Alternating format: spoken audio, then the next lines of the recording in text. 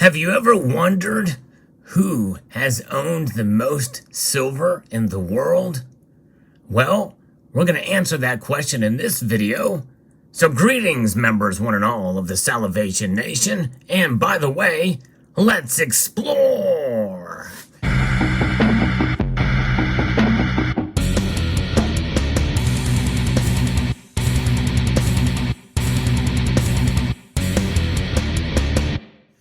Yes, indeed. There's a lot of silver that has been distributed throughout history.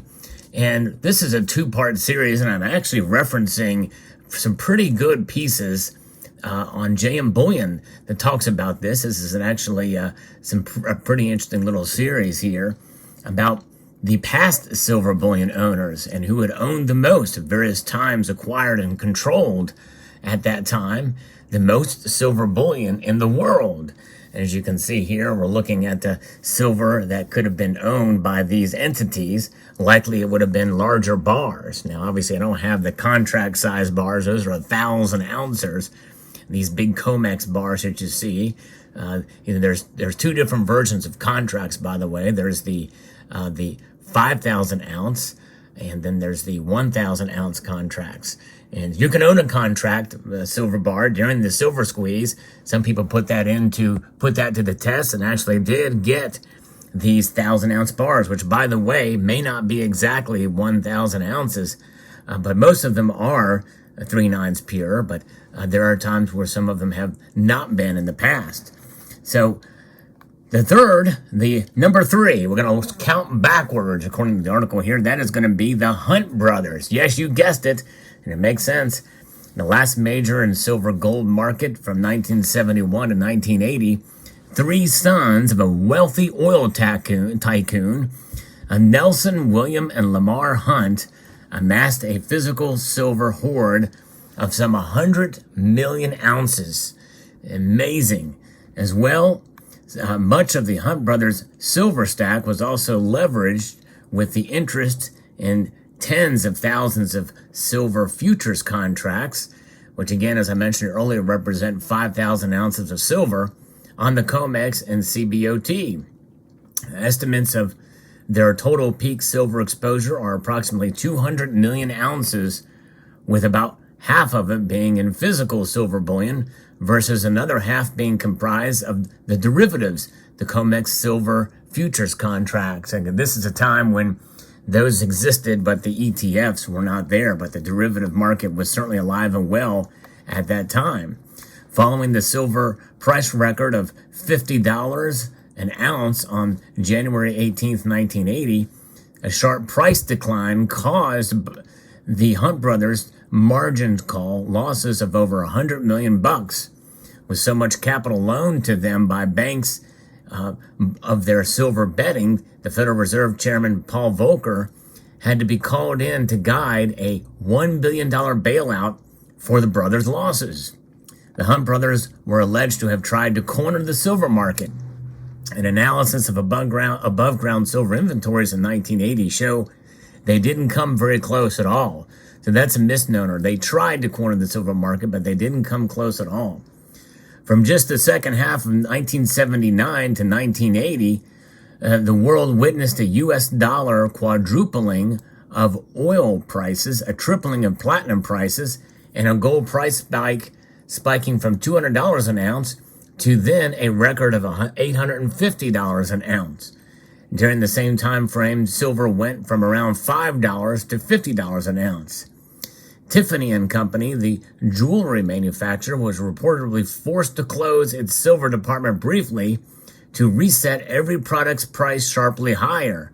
Yes, indeed. In fact, they put out an ad, and I talked about that as the fallout of the Hunt brothers bailout debacle was becoming known. Tiffany & Company even paid for advertisements in the New York Times to publicly shame the silver betting brothers, of course, without naming them explicitly, for their alleged silver market price rigging conspiracy. During the Western world driven 1980, the silver and gold bull market record price highs. Gold spot prices multiplied more than 24 times, and silver spot prices multiplied more than 38 times in about a 10-year time frame.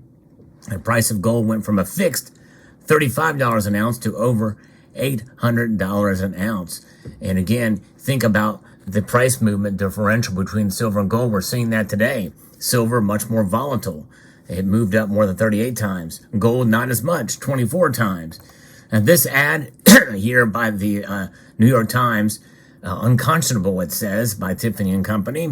A big space they put. We think it's unconscionable for anyone to hoard several billion, yes, $1 billion worth of silver and thus drive the price up so high that others must pay artificially high prices for articles made of silver, from baby spoons to tea sets, as well as photographs, film, and other products.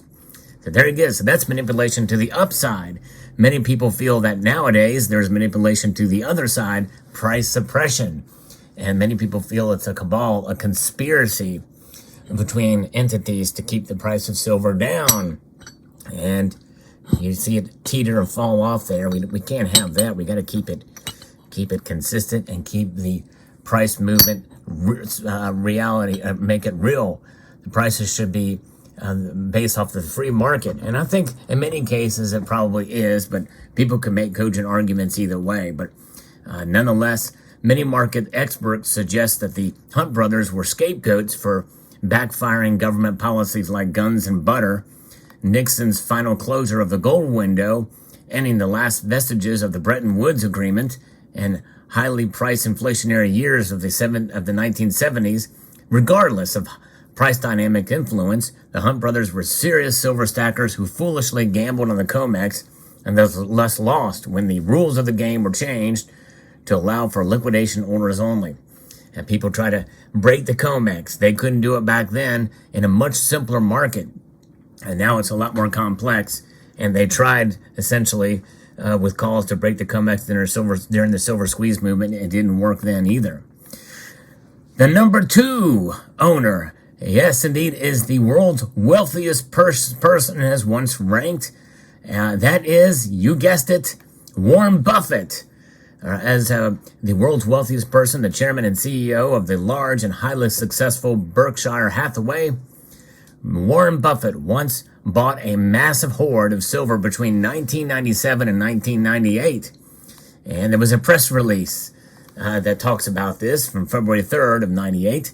Because of the recent price movements in the silver market and because Berkshire Hathaway has received inquiries about its ownership of the metal, the company is releasing certain information that it would normally have published next month in its annual report.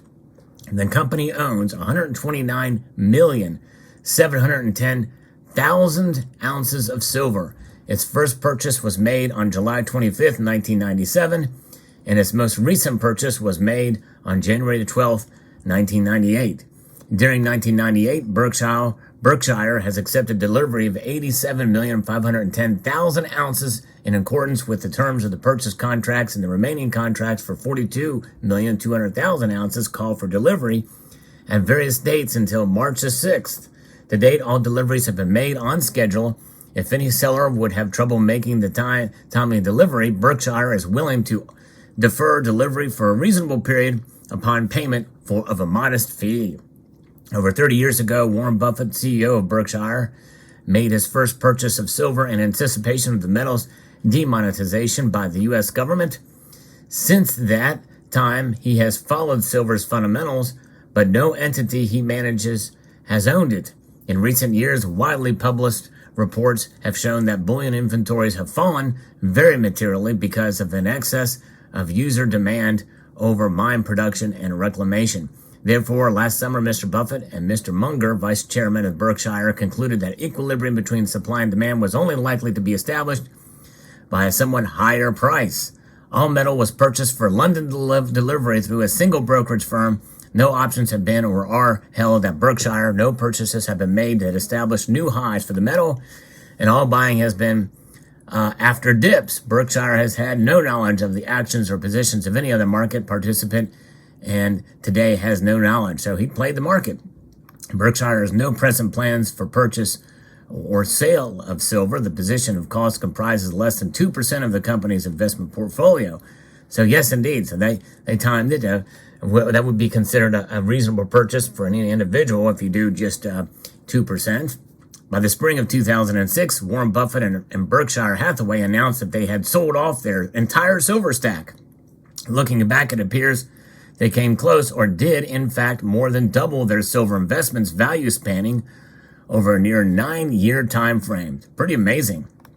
Interestingly, Warren Buffett and Berkshire Hathaway's silver sell announcement came in nearly the same time as the new ETF Silver SLV launch on April the 21st, 2006. Its spring launch required a massive amount of silver bullion to begin the fund. The timing has driven many silver experts to speculate that SLV fund managers acquired the trust starting silver hoard from Berkshire Hathaway and its CEO Warren Buffett. The world's now most popular silver exchange traded funds attempts to mimic the fluctuating U.S. dollar silver spot price. Very interesting indeed. So there's your connection there. Pretty wild. Number 1, the top of the list is, yes, you guessed it, the United States government. The first famous silver stack was amassed just prior to its entrance into World War II. The United States government at one time had amassed a silver hoard of 3,334,000,000 ounces of silver. Yes, indeed. Wow.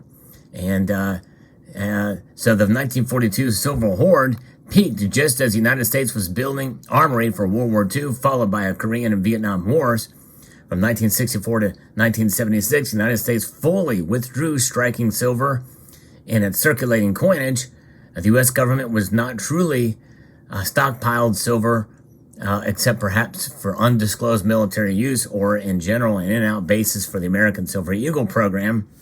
We also have to remember that silver was widely used for the Manhattan Project.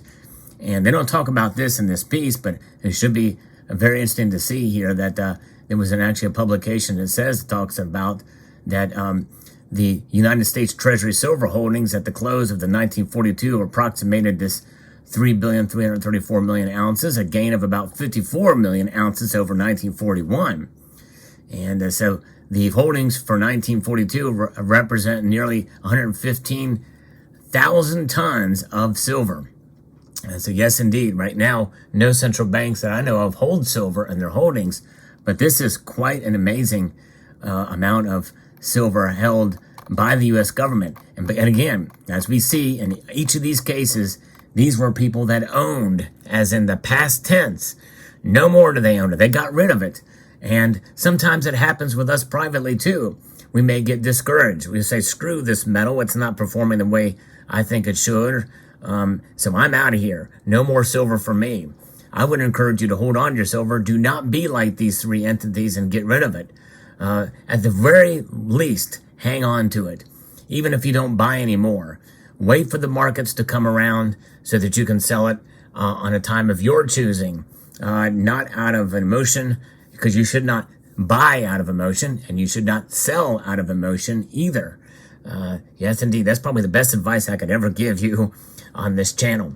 So there you have it. Let me know what your thoughts are in the comment section below. I hope you enjoyed this video. If you did, I hope you will give me a like down below, and also check out these videos here that are going to be right in this area right here. These two right here. And also subscribe if you haven't done so already. And share. A multitude of gratitude to you all.